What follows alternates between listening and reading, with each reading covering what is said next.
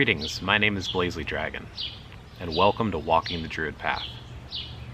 Today I wanted to talk about an Eisteddfod.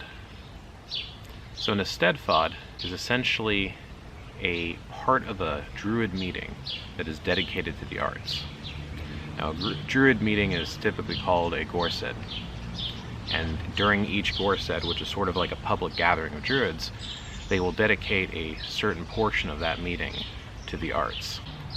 I want to clarify something real quick, that when I say Druids, I'm talking about neo-Druids, modern Druids. This isn't the ancient Druids of the past, this is the modern revival movement.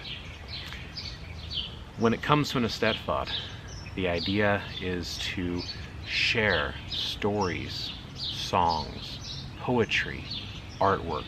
Essentially what we're looking for in the Eisteddfod is to bring about the creative inspiration that we have to bring works into being. Now, one of the concepts that is commonly found in Druidry is divine inspiration, and the word that is used for this is either Awen or Emos. Awen, of course, is the Welsh version, and Emos is the Irish version, but is essentially referring to the same thing. It is that divine inspiration, that muse that is found within inside of us from the great divine. And this can be in any form, like I said, whether it be through music or through dance, through song, through poetry, anything. It's a creative arts. It's a creative self-expression.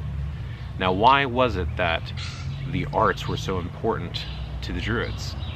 Well, looking at the inspiration that we draw from the old stories and the ancient Druids, what is left of it, which is not much. Again, we don't know much about the past, but there has been a modern revival movement to bring it back, and part of that was through the stories, songs, and poetries of those cultures and of those people.